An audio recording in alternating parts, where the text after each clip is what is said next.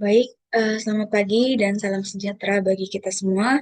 Yang saya hormati Bapak Ibu dosen penguji, dosen pembimbing satu Ibu Sri Kartikowati, dan dosen pembimbing 2 Bu Ervina Maulida, serta seluruh hadirin yang hadir pada kesempatan seminar proposal ini.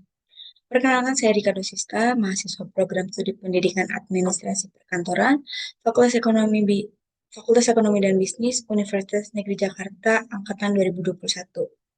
Pada kesempatan ini, saya akan mempresentasikan seminar proposal skripsi saya yang berjudul Pengaruh Stres Akademik dan Regulasi Diri Terhadap Prokrastinasi Akademik di SMK Negeri 48 Jakarta. Judul ini saya angkat karena melihat banyak fenomena yang cukup nyata terjadi di lingkungan pendidikan menengah, khususnya di SMK, di mana siswa seringkali menunda-nunda tugas. eh, Melalui penelitian ini, saya juga ingin mengetahui apakah stres akademik dan regulasi diri benar-benar memiliki pengaruh terhadap perilaku prokrastinasi. Next saja langsung ke belakang. Baik, baik Bapak Ibu yang saya hormati, saya akan mulai dengan latar belakang penelitian ini. Prokrastinasi akademik atau perilaku menunda tugas itu merupakan fenomena global yang sering terjadi, baik di tingkat pendidikan tinggi maupun menengah. Beberapa data dari luar negeri menunjukkan bahwa lebih dari 70% mahasiswa di Jerman dan sekitar 86% siswa sekolah menengah atas atau SMA di Amerika Serikat sering menunda-nunda pekerjaan tugas akademik mereka. Hal ini menunjukkan bahwa prokrastinasi bukanlah hal sepele, tetapi sudah menjadi isu internasional di dunia pendidikan. Fenomena yang sama juga terjadi di Indonesia. Penelitian yang dilakukan di SMA Negeri 8 Padang menyebutkan bahwa 63,60% siswanya masuk kategori prokrastinasi tinggi. Bahkan penelitian lain di SMK Negeri 5 Semarang menunjukkan angka prokrastinasi mencapai 65%.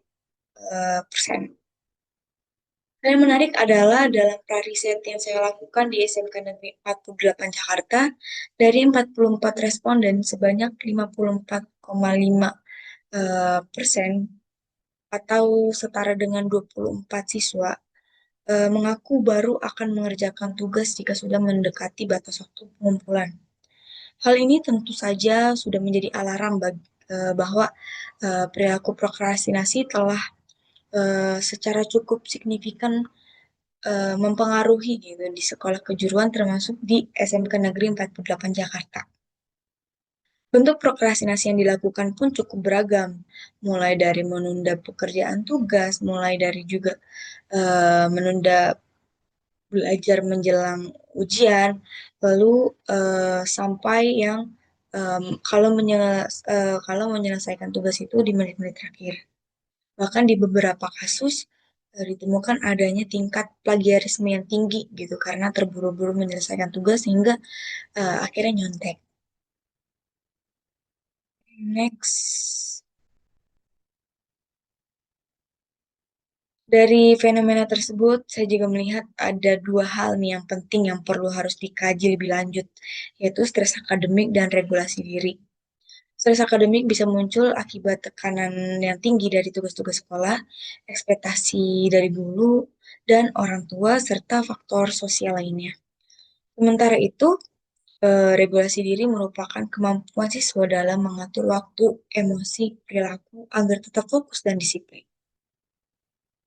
Urgensinya adalah sampai saat ini masih sangat sedikit penelitian yang mengkaji pengaruh dua variabel tersebut secara simultan, terutama pada siswa SMK di wilayah DKI Jakarta. Padahal siswa SMK itu memiliki beban yang ganda gitu, yaitu memiliki beban dalam bidang akademik maupun praktik kerja industri. Nah, konteks kebaruan lainnya adalah penelitian ini dilakukan dalam situasi pasca pandemi, di mana sistem pembelajaran tatap muka kembali normal. Dengan demikian, tekanan akademik menjadi lebih terasa dibandingkan pembelajaran daring. Nah, ini menjadi elemen kebaruan yang saya anggap penting dalam penelitian ini. Nah, dari latar belakang tersebut, saya merumuskan tiga pernyataan penelitian sebagai berikut. Yang pertama, apakah stres akademik berpengaruh terhadap prokrastinasi akademik siswa di SMK Negeri 48 Jakarta?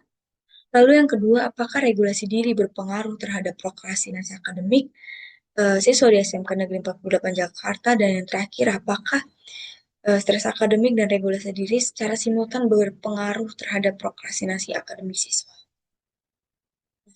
Adapun tujuan dari penelitian ini adalah untuk menguji ada atau tidaknya hubungan antar variabel yang sudah dijelaskan tadi dalam pertanyaan penelitian atau rumusan masalah. Nah, untuk manfaat penelitian ini saya bagi menjadi dua, yaitu secara teoritis dan secara praktis. Untuk secara teoritis, hasil penelitian ini diharapkan dapat menambah referensi ilmiah dalam kajian stres akademik, regulasi diri, dan prokrastinasi akademik, serta menjadi dasar bagi penelitian selanjutnya. Dan untuk manfaat praktisnya, diharapkan hasil penelitian ini dapat menjadi memberi masukan gitu bagi guru dalam eh, merancang strategi pembelajaran, menambah wawasan bagi peneliti, serta menjadi referensi bagi mahasiswa, dosen, dan pembaca yang tertarik pada isu pendidikan. Oke, next. Nah, pada penelitian ini saya menggunakan teori kognitif sosial kognitif atau sosial kognitif teori dari Albert Bandura pada tahun 1986. Di mana teori ini menjelaskan bahwa perilaku manusia itu terbentuk melalui interaksi timbal balik antara faktor pribadi, lingkungan, dan tindakan. Nah, kalau dalam konteks pendidikan, stres akademik yang muncul dari lingkungan itu dapat mengganggu regulasi diri, yang mana akan berdampak pada munculnya prokrastinasi akademik. Jadi, regulasi diri yang baik itu pastinya akan sangat membantu siswa untuk tetap fokus dan termotivasi dalam belajar. Nah, lanjut ke teori pendukung. Nah, selain teori utama tadi, eh, saya juga menggunakan beberapa teori pendukung, yaitu untuk variabel prokrastinasi akademik. Menurut Svardal dan Locke tahun 2022, prokrastinasi akademik itu adalah penundaan tugas secara sadar yang berdampak negatif pada kinerja dan kesejahteraan. Nah, untuk stres akademik, menurut Jordan Anggraini tahun 2024, eh, beliau menyebutkan dalam jurnal tersebut menyebutkan bahwa stres akademik itu sebagai tekanan emosional akibat tuntutan akademik. Dan yang terakhir, teori regulasi diri dari Putri et al. Tahun 2020 yang menyatakan bahwa regulasi diri adalah kemampuan untuk mengontrol pikiran, emosi, dan perilaku dalam mencapai tujuan belajar. Next. Nah, saya juga telah melakukan telaah terhadap beberapa penelitian sebelumnya dan hasilnya menunjukkan bahwa untuk judul judul untuk jurnal dengan judul Effect of Academic Self-Regulation on Procrastination, Academic Stress and Anxiety, Resilience, and Academic Performance in a Sample of Spanish Secondary School Students yang diteliti oleh Ragusa et al. Tahun 2023 menunjukkan bahwa regulasi diri menurunkan prokrastinasi. Sementara prokrastinasi meningkatkan stres dan kecemasan, resiliensi berperan protektif dan berkontribusi positif terhadap prestasi akademik. Lalu, jurnal dengan judul Hubungan Antara Regulasi Diri dengan Prokrastinasi Akademik pada siswa SMA kelas 11 Sunan Giri Gresik yang diteliti oleh Rochiliah A. N. Koirun A. R. N. tahun 2020 menunjukkan bahwa terdapat hubungan negatif antara regulasi diri dan prokrasi akademik. Artinya, semakin tinggi regulasi diri, maka semakin rendah kecenderungan mereka untuk menunda tugas dan sebaliknya. Lalu yang terakhir, pengaruh stres akademik dan manajemen waktu terhadap prokrastinasi akademik yang diteliti oleh Pratiwi Gate A tahun 2020 menunjukkan bahwa stres akademik berpengaruh positif dan signifikan terhadap prokrastinasi akademik. Jadi semakin tinggi tingkat stresnya, semakin besar juga kecenderungan mahasiswa atau siswa untuk melakukan penundaan tugas. Namun, studi-studi tersebut masih jarang dilakukan secara simultan pada siswa SMK, terutama di wilayah Jakarta Timur. Oke, berdasarkan teori dan hasil penelitian terdahulu, saya menyusun kerangka pemikiran dengan tiga variabel, yaitu X1 stres akademik, X2-nya regulasi diri, dan Y-nya adalah prokrastinasi, prokrastinasi akademik. Adapun hipotesis yang saya ajukan adalah tiga. Yang pertama yaitu terdapat pengaruh eh, stres akademik terhadap prokrastinasi akademik. Jadi, stres akademik meningkatkan kecenderungan menunda tugas. Semakin tinggi tekanan akademik seperti beban tugas dan ujian, semakin besar pula prokrastinasi yang dialami oleh siswa. Nah, di sini juga saya melampirkan beberapa jurnal yang eh, mendukung mendukung hipotesis saya. Lalu yang hasilnya sama dengan hipotesis yang saya ajukan. Lalu yang kedua adalah hipotesis kedua yaitu terdapat pengaruh negatif antara regulasi diri dan prokrastinasi akademik. Nah, regulasi diri yang baik berkorelasi negatif dengan prokrastinasi. Artinya, semakin tinggi regulasi diri, semakin rendah kecenderungan menunda tugas. Sama juga di sini saya melampirkan beberapa jurnal yang mendukung. Lalu yang terakhir, hipotesis ketiga yaitu terdapat pengaruh simultan antara stres akademik dan regulasi diri terhadap prokrastinasi akademik. Stres akademik cenderung meningkatkan prokrastinasi, sedangkan regulasi diri menurunkannya. Nah, kedua faktor ini saling berinteraksi di mana regulasi diri yang tinggi dapat mengurangi dampak negatif stres akademik terhadap prokrastinasi akademik. Nah, di sini juga sama, saya melampirkan beberapa jurnal yang hasilnya sama dengan hipotesis saya. Nah, penelitian ini eh, menggunakan penelitian kuantitatif dengan pendekatan survei, yang mana waktu penelitiannya dilakukan dalam kurun waktu eh, Februari sampai Agustus. Lalu untuk objek dan subjek penelitiannya itu siswa kelas 11 di SMK Negeri 48 Jakarta. Untuk desain penelitiannya, saya menggunakan penelitian kuantitatif dengan metode survei seperti yang saya sebutkan tadi. Lalu untuk populasinya adalah seluruh siswa kelas 11 atau fase F di SMK Negeri 48 Jakarta. Untuk teknik sampling yang saya gunakan adalah teknik proportional random sampling atau teknik pengambilan acak proporsional. Nah, untuk jumlah sampel ada 152 orang. Nah, ini untuk teknik pengambilan sampelnya, teknik penghitungan sampelnya saya merujuk pada tabel Isaac and Michael dengan tingkat kesalahan 5% dari jumlah populasi. Nah, lalu untuk teknik pengumpulan data, saya menggunakan questionnaire by Google Form. Dan yang terakhir, teknik analisis data, saya menggunakan model regresi linear berganda dengan Statica Package for Special Science atau SPSS. Untuk instrumen pengukurannya, pada variabel prokrastinasi akademik, saya mengukur dengan skala Tuchman. Lalu untuk stres akademik, saya mengukur dengan indikator Gazella. Dan untuk regulasi diri, saya mengukur dengan berdasarkan teori Bandura dan Zimmerman. Analisis datanya ini saya menggunakan SPSS. Feedback selanjutnya adalah bab 4, yaitu hasil dan pembahasan, di mana Uji yang pertama itu saya melakukan uji validitas terhadap prokrastinasi akademik, yaitu variabel Y.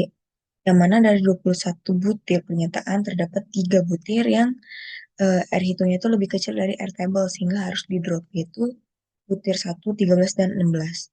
Jadi dari 21 butir pernyataan hanya 18 butir pernyataan yang dinyatakan valid dan layak digunakan karena R hitungnya itu di atas 0,361. Lalu untuk uji validitas terhadap eh, X1 yaitu variabel stres akademik, dari 51 butir terdapat 4 butir yang pernyataan yang harus di drop karena R hitungnya itu lebih kecil dari R table, yaitu butir 1, 20, 22, 24, dan 27. Jadi hanya 47 butir yang dinyatakan valid dan layak digunakan karena R hitungnya itu di atas dari 0,361. Lalu untuk uji validitas terhadap variabel X2 yaitu regulasi diri, dari 36 butir terdapat 4 butir pernyataan yang R hitungnya lebih kecil dari R table sehingga harus di drop, yaitu 4, 12, 16, dan 24. Jadi dari 36 hanya 32 butir yang dinyatakan valid dan layak digunakan karena R hitung itu lebih besar dari 0,361. Oke, lanjut kita ke uji reliabilitas. Oke, uji reliabilitas yang dilakukan oleh ketiga variabel dapat dilihat bahwa Cronbach alfanya itu di atas 0,6. Jadi untuk prokrastinasi akademik, Cronbach alfanya adalah 0,926. Untuk stres akademik, Cronbach alfanya adalah 0,954. Dan yang terakhir untuk regulasi diri, Cronbach alfanya adalah 0,916. Sehingga dinyatakan reliable dan layak digunakan dalam penelitian karena Cronbach alfanya itu di atas 0,6. Oke, lanjut ke uji normalitas. Jadi, uji normalitas itu adalah uji yang dilakukan untuk mengetahui apakah variabel-variabel dalam model regresi ini baik variabel bebas maupun variabel terikat itu memiliki distribusi data yang normal. Nah, hasil Kolmogorov-Smirnov ini dapat dilihat bahwa hasilnya adalah 0,042 dengan nilai signifikansi 0,200, yang mana eh, artinya lebih dari 0,05, sehingga data dalam penelitian ini dapat dinyatakan terdistribusi secara normal. Ya, lanjut ke uji linearitas. Uji linearitas yang dilakukan terhadap eh, variabel X1, stres akademik, dengan variabel Y, yaitu prokrastinasi akademik, eh, dapat dilihat bahwa nilai signifikansi pada bagian deviation from linearity-nya itu sebesar 0,589, yang mana artinya lebih dari 0,05. Jadi dapat disimpulkan bahwa terdapat hubungan yang linear antara variabel stres akademik, yaitu X1, dengan prokrastinasi akademik, Y, variabel Y. Lanjut ke uji linearitas yang dilakukan terhadap variabel regulasi diri X2 dengan prokrastinasi akademik, variabel Y. Itu dapat dilihat bahwa nilai signifikansi pada bagian deviation from linearity-nya itu sebesar 0,367, yang artinya di atas 0,05, sehingga dapat disimpulkan bahwa terdapat hubungan yang linear antara variabel regulasi diri X2 dan prokrastinasi akademik Y. Lanjut ke uji multikolinearitas, di mana dapat dilihat dalam data tersebut bahwa eh, nilai toleransinya itu sebesar 0,995, artinya di atas 0,1. Dan nilai FIF-nya itu sebesar 1,005, yang artinya kurang dari 10. Sehingga dapat disimpulkan bahwa tidak terdapat indikasi multikolinearitas dalam model regresi. Oke, lanjut ke uji heteroskedasitas. Jadi, uji heteroskedasitas ini dilakukan untuk mengetahui apakah terdapat ketidaksamaan varians dari residual dalam model regresi. Eh, Model regresi yang baik itu ditandai dengan tidak adanya gejala heteroskedasitas. Nah, dalam penelitian ini pengujian heteroskedasitas itu dilakukan dengan dua metode yaitu uji Spearman-Stroh dan analisis Scarlett plot. Nah, sekarang saya akan menjelaskan mengenai eh, uji yang dilakukan yaitu uji Spearman-Rho. Dapat dilihat pada tabel bahwa nilai signifikansi pada output correlation untuk variabel stres akademik yaitu X1 itu sebesar 0,757, yang artinya di atas 0,5. Dan variabel regulasi diri atau X2 itu sebesar 0,782, sama juga artinya di atas 0,05. Sehingga dapat disimpulkan bahwa model regresi dalam penelitian ini tidak mengandung gejala heteroskedasitas. Lalu lanjut ke uji regresi linear berganda. Jadi, analisis regresi berganda ini digunakan untuk memprediksi nilai variabel dependen berdasarkan perubahan yang terjadi pada satu atau lebih variabel independen. Selain itu juga untuk mengetahui bagaimana nih arah hubungan antara masing-masing variabel bebas dengan variabel terikat, apakah bersifat positif ataupun negatif. Jadi, dari data tersebut kita lihat bahwa untuk stres akademik atau S1, nilai koefisiennya itu adalah 0,2424224. Jadi artinya setiap peningkatan stres akademik eh, satu satuan meningkatkan prokrastinasi akademik sebesar 0,224. Sehingga dapat disimpulkan bahwa eh, dari data tersebut hubungan yang terjadi antara stres akademik itu adalah hubungan positif. Tuh. Lalu untuk regulasi diri itu X2 mendapatkan nilai koefisien 0,351. Jadi setiap peningkatan stres regulasi diri satu satuan itu meningkatkan prokrastinasi akademik sebesar eh, 0,351. Nah, karena koefisien ini negatif, jadi dapat disimpulkan bahwa terdapat hubungan negatif antara regulasi diri dan prokrastinasi akademik. Jadi, artinya semakin tinggi kemampuan regulasi diri, maka semakin rendah kecenderungan mereka siswa untuk melakukan penundaan tugas atau prokrastinasi akademik. Lanjut ke uji hipotesis. Nah, uji hipotesis yang dilakukan ada uji simultan, yaitu uji F, uji T, dan uji eh, R. Uji determinasi atau uji R. Lalu untuk uji koefisien regresi simultan atau uji F itu digunakan untuk menguji apakah variabel-variabel independen ini secara bersama-sama memiliki pengaruh yang signifikan terhadap variabel dependen.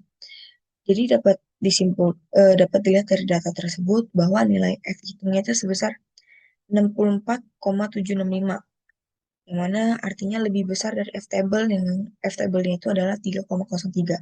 Maka HO ditolak dan HA diterima. Jadi dapat disimpulkan bahwa variabel X akademik, variabel stres akademik atau X1 dan regulasi dari atau X2 itu secara simultan berpengaruh signifikan terhadap variabel prokrastinasi akademik atau Y.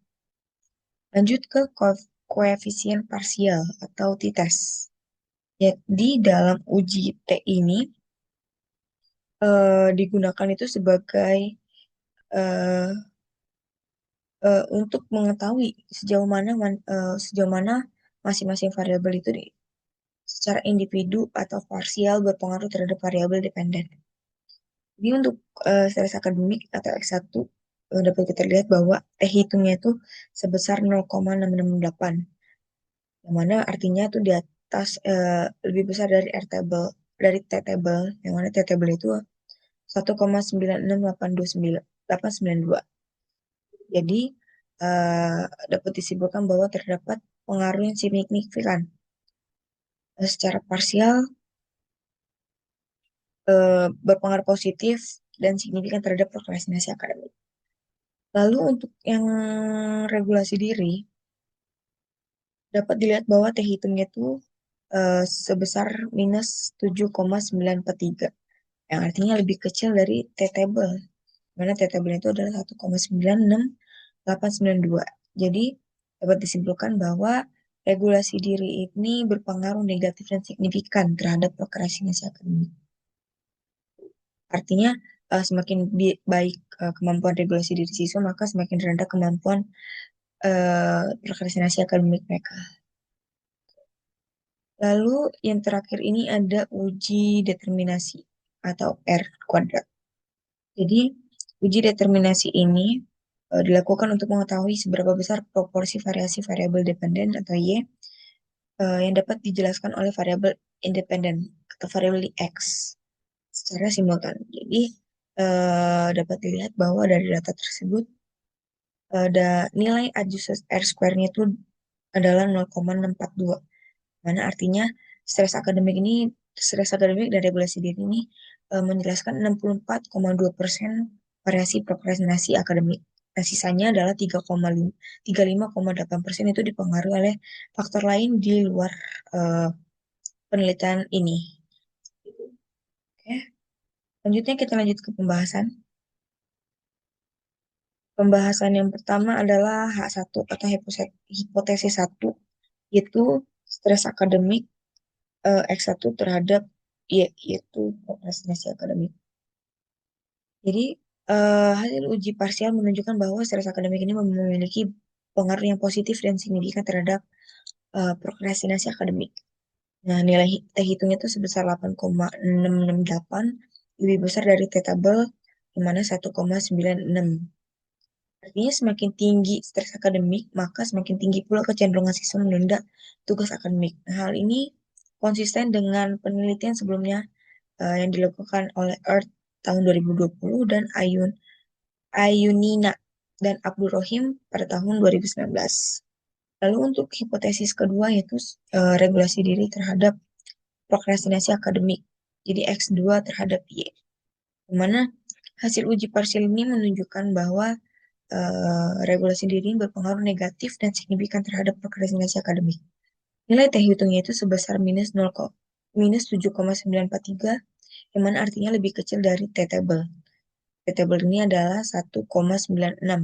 Artinya semakin tinggi regulasi siswa, semakin tinggi regulasi diri siswa, maka semakin rendah kecenderungan mereka untuk menunda tugas akademik. Nah, hasil ini sejalan juga dengan penelitian Rauchila dan Koirunisa pada tahun 2020 dan Mojirowati dan Koirunisa tahun 2022. Lalu untuk pembahasan yang terakhir adalah hipotesis 3, yang mana em, stres akademik dan regulasi diri terhadap prokrastinasi akademik. Jadi, hasil uji simultan menunjukkan bahwa stres akademik dan regulasi diri ini secara bersama-sama berpengaruh signifikan terhadap prokrastinasi akademik. Jadi, nilai hitungnya ini adalah sebesar 64,765, yang mana lebih besar dari F-table. F-table ini adalah 3,03. Artinya, kedua variabel independen secara simultan memengaruhi prokrastinasi akademik. Nah, kontribusi pengaruhnya ini sebesar 64,4%, atau bisa dilihat adalah R, eh, R kuadratnya adalah 0,644. Nah, temuan ini didukung oleh penelitian Azhar tahun 2017 dan Puspita tahun 2021. Oke, yang terakhir ada kesimpulan. Jadi, dari dalam penelitian ini menyimpulkan bahwa stres akademik ini berpengaruh positif dan signifikan terhadap prokrastinasi akademik. Artinya, semakin tinggi stres akademik yang dimiliki siswa, maka semakin besar kecenderungan mereka untuk melakukan penundaan tugas. Sebaliknya, eh, kecenderungan mereka untuk menunda. Sebaliknya, regulasi diri ini berpengaruh negatif dan signifikan, yang berarti semakin tinggi kemampuan siswa dalam mengatur diri, maka semakin rendah juga perilaku prokrastinasi yang muncul. Jadi, secara simultan, kedua variabel tersebut memberikan pengaruh signifikan terhadap prokrastinasi akademik dengan kontribusi sebesar 64,4%. Sedangkan 35,6% sisanya itu dipengaruhi oleh faktor lain yang tidak diteliti. Baik, Bapak Ibu dosen penguji yang saya hormati, demikian pemaparan proposal skripsi saya mengenai pengaruh stres akademik dan regulasi diri terhadap prokrastinasi akademik siswa SMK. Saya menyadari bahwa penelitian ini masih dalam tahap awal dan tentunya masih banyak yang perlu dikaji dan disempurnakan. Oleh karena itu, saya sangat mengharapkan kritik dan saran dan masukan dari Bapak atau Ibu sekalian agar penelitian ini bisa berkembang menjadi lebih baik dan bermanfaat, baik secara akademik maupun praktis. Terima kasih atas perhatian dan kesempatan yang telah diberikan. Selamat pagi.